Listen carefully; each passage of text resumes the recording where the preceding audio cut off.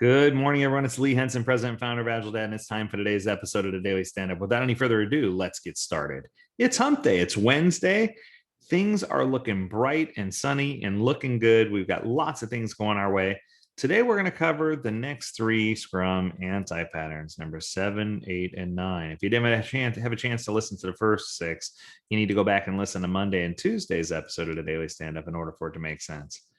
Coming in at Scrum Anti-Pattern number 7, a concept that Micheal refers to as the Scrum Mom. Now, I need to be careful because I know someone who calls herself Scrum Mom, so I don't want to be in any way disheartening to her. So, and especially since my name is AgileDad, we need to make sure that we get things right, But I think what they're trying to get to here is that it's a pattern where the Scrum Master acts and behaves like they're in charge of the team, and they start acting like a mom. I've seen this happen where they're like, now, I'm going to hover over and make sure these things get done, and oh my goodness, it becomes cumbersome, right? Because the Scrum Master starts to become more and more like a traditional project manager. And I've seen this happen.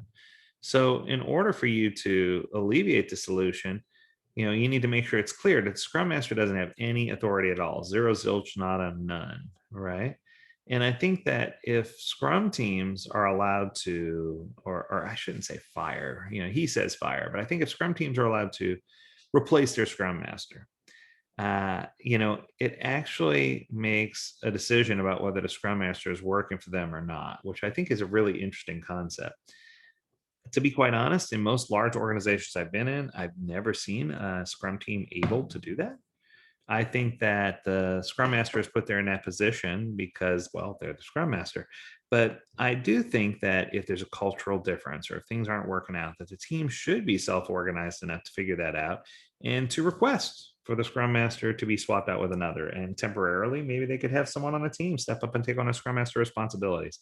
So I don't see it as something that's impossible to do, but I don't see it as something that's done very often. But I do see the coddling, motherly figure, like a bossy mom telling her kids, clean up your room. I do see that quite a bit with Scrum Masters. So I think more than anything, this is a warning to don't fall into the Scrum Mom ecosystem.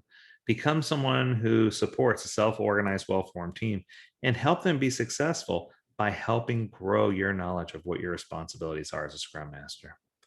Anti-pattern number 8, making project managers Scrum Masters. Hallelujah. Finally, someone says it. The truth is, less than 10% of project managers can actually transition to being a Scrum Master. They're two completely different things. Project managers are trained to be ultimate command and control warriors. They're trained to drive performance, get things done. The job on a Scrum Master, on the other hand, is to look after people and help them realize the importance of getting things done. So it's almost as though one is pushing and driving and the other one's leading, right? And I guess it's the difference between a sheep herder and a shepherd.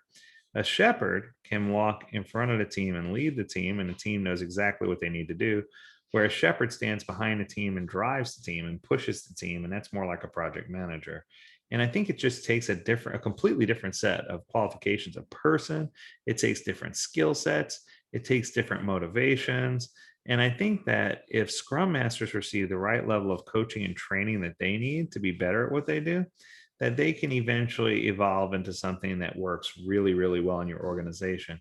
But it's hard to break old habits. So sometimes when I hear people say, oh, we're just going to give our project managers a shot, I kind of cringe and say it's sometimes better not to do that.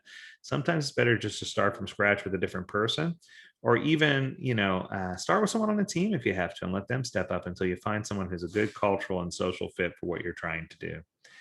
And then coming in at number 9, we have the whole command and control product owner. So we're switching roles here, switching gears.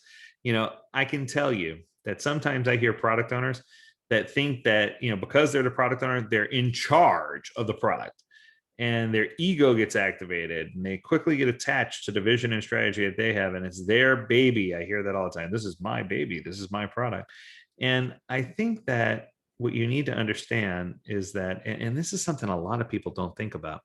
And I say this a lot in my classes, so it's a pleasant surprise to see it posted here. Some people say whenever they hear the word facilitator, they think Scrum Master. In fact, when I hear the word facilitator, the first thing I think of is product owner, because for me, the product owner is the ultimate in a facilitation role. They spend a majority of their time helping people by facilitating the right conversations, identifying what's most important to complete what needs to be done, and by helping the team have a better understanding of what they need to do, where the product's going, what the end customers need. These are all good questions, and they all should be answered by the product owner.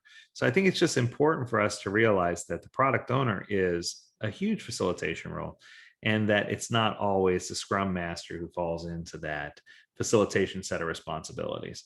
So that was quick and painless. That was our next three.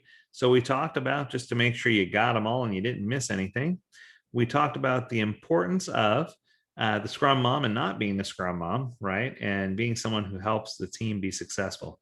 We talked about how it's bad to make project managers instant Scrum Masters and how that generally doesn't work. And we talked about the command and control product owner and what they need to do to be a better facilitator. So I hope this information was helpful to you. As always, we encourage you to tune in to the Daily Standup Podcast and visit agiledad.com, where you can learn more about this topic and many others. As always, we encourage you to stay healthy, stay well, and stay agile, my friends. Until next time, do take care.